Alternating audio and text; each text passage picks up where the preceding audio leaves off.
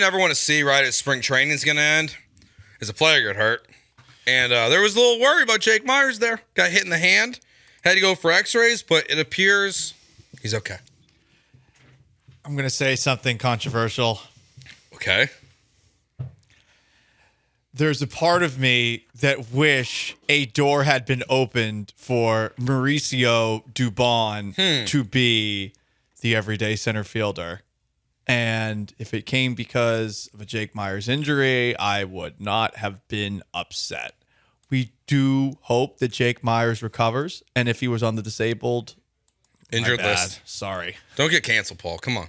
If he were on the injured list, shame. It would allow for Mauricio Dubon to play and for Mauricio Dubon to start opening day, which he should. Anyway. Agreed. Myers is hurt. I suppose we're going to see all the potential that's always been there this year with Jake Meyers. And guess what? I hope I'm wrong, but my first reaction was when I saw that news, oh, Mauricio Dubon's going to actually start the year in the everyday lineup as opposed to being a super utility guy like he won a Gold Glove doing last year. Well, I mean, look, the way Jake Meyers played this spring, it's positive signs, but it means nothing at the same time because he needs to do it every day, every other day on the main roster in the lineup. And it's the one thing with the Astros this year for me that I would have a short leash on as a fan of the team, as Joe Espada. I'm not running this guy out there for as long as Dusty Baker did. You know what the track record tells you. So if he's healthy, which it seems that he is, and if it does not go well, then just move on. You got to play Chaz, you got to play Doobie, and maybe there's a way that Lope Fido can fit into the equation, or Jacob Melton after some time in the minors to start the season. I don't need to wait 2-3 months into the season. You're going to know your answer on Jake Meyers.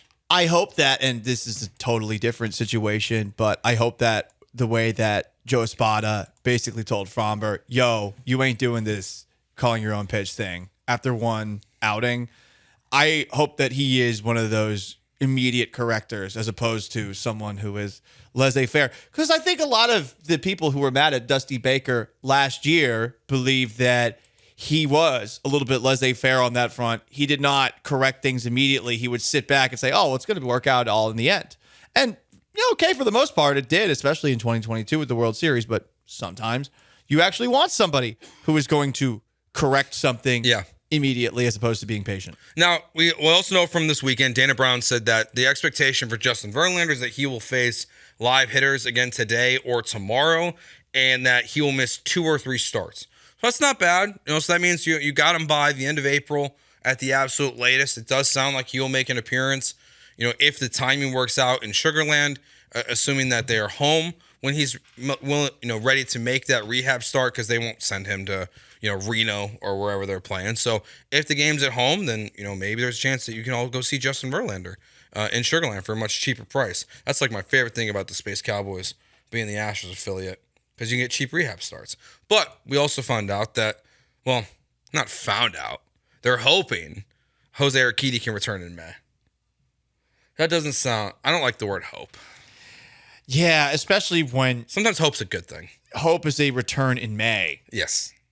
Because we were all of the hope that this would be 3 weeks or something. If you're hoping that he can be back in May, and we're talking about a forearm issue, there's a bit of wishful thinking going on. I'm not a doctor. I don't know what the hell is going on with that forearm of his, but that feels like, hey, let's be cautious and hope it's just better, and that the next time he's out there it doesn't re-aggravate itself. Yes, and so we'll wait and see with Jose Urquidy, but Dana Brown said in this interview with the Chronicle that I think with Matt Karakawa, that he feels good about the rotation depth. Good for you, Dana Brown, because I don't feel that way. Just the amount of injuries they have right now. I mean, literally, the rotation in Sugarland or on the injured list is way better than the rotation the Astros have. Yeah, there's not depth right now. I don't know what they're talking about. The depth comes in July. And it will come. And I'm sure Dana Brown at the trade deadline will say, Look at what we did at the trade deadline. Much like he said when Jose Altuve and Yordan Alvarez got back last year, he will say the same thing. And he will be technically correct, but the depth does not exist right now. They are going to have to make things work with bubblegum, duct tape. They're going to have to MacGyver their way through this. By the way, they've done it before, but it's JP France, it's Ronel Blanco. And are you expecting those guys to do what they did for a good amount of time last year, specifically France? I personally am not. I hope I am proven wrong. And even if they don't, as long as Fromber and Javier are what you need them to be, and you hope Hunter Brown takes the next step, if those three things happen, then you can deal with whatever happens with 4 and 5. Brown is the big question for this year. It really is a matter of, is he close to the person that we all hyped up about 2 years ago, or is he just, best case scenario, going to be a solid number 3 or number 4? And there's no shame in that. The majors are a very difficult league to crack into, but we had very elevated expectations for Hunter Brown, and we did not even come close to meeting them last year. I mean, if he's a solid number 3, that you'd take it for 2024. Hell yeah. You know, if his next step is just being a solid number 3, congratulate. Like, I feel good about that part of the Astros rotation, because I really do think that Hunter Brown and Christian Javier are the two biggest kind of.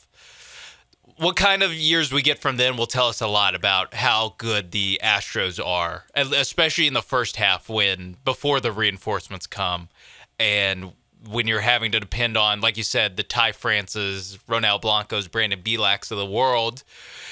It would be easier if that's half your rotation, but the other half is Fromber's pitching well, Javier's pitching well, Hunter Brown is pitching well. That would be a nice balance to have before Verlander comes back, and eventually Garcia and McCullers as well. Yeah, definitely. It would be very wonderful if those things happen.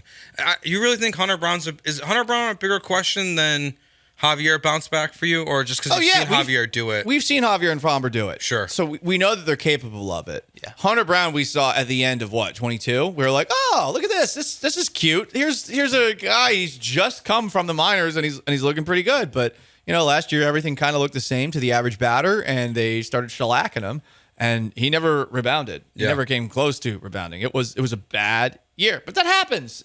Yeah. I'm not writing I'm not writing an epitaph for his career or anything like that. I'm just saying, No, I understand. This is, I think, that of all the guys, like the biggest variable one way or another, it's got to be Brown, because I think you do lean towards Fromber and Javier being better than they were last year. Because, I mean, we've seen Fromber do it for an entire year. We've seen him do it for longer than that, but we've seen him string together a year's worth of quality starts. We've seen half years out of Christian Javier. We saw it at the back end of 2022. He was awesome, and we just haven't seen it over the full year for Javier. With Hunter Brown, like Paul mentioned, we really just haven't seen it more than a start here, a start there. Because even last year when he was pitching well, like when he was pitching better, it was still relatively inconsistent as far as what you're getting start in, start out from Hunter Brown. So if he can raise the ceiling a little bit and raise the floor too, be a little bit more consistent with that raised ceiling, then we're really talking about a quality rotation once Verlander comes in and you get pretty good Fromber. Let's just say the 80th percentile of what you can expect from him. Not the 10 out of 10 best, but just good Fromber. You get good Javier. You mix that in with a solid Hunter Brown, and then you have Justin Verlander. That's all we need. That's all we're asking out of this rotation for the first half of the year until that depth comes, until Dana Brown's able to make some trades at the trade deadline and get Lance McCullers and Luis Garcia back on this team. Bob Nightingale predicted Alex Bregman to win the MVP this year. I like it. I'll take it. Good. I want that to happen. I'll take it. I'll take a pay me my damn money year from Alex Bregman. Would you be bummed out about the probability that he's completely gone? Like, you don't even have a chance to bring him back if he gets the MVP? No. Because an MVP does not guarantee a World Series. In fact, an MVP might guarantee that the Astros are 72 and 88 or something like that. Angels? Yeah, they're the Angels or something. Yeah, it wouldn't. No, because it'd still give you a very good chance to win the MVP. I mean, to win the World Series. If Alex Bregman has an MVP year, I'd assume you're the 1 seed.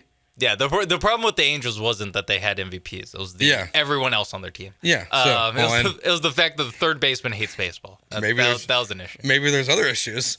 Yeah. Oh, yeah. Maybe there's games being thrown. That's the reason why the Angels were winning MVPs and not winning World Series. I think the Angels' track record of being a sad, pathetic franchise was a little bit before Shohei showed up, too, of being disappointing with Albert Pujols. Even the fictional version of them sucked. Angels in the outfield. They were garbage. They needed divine intervention so that Rogers could have a father figure in his life. It's the true origin story of Jack Easterby, Angels in the outfield.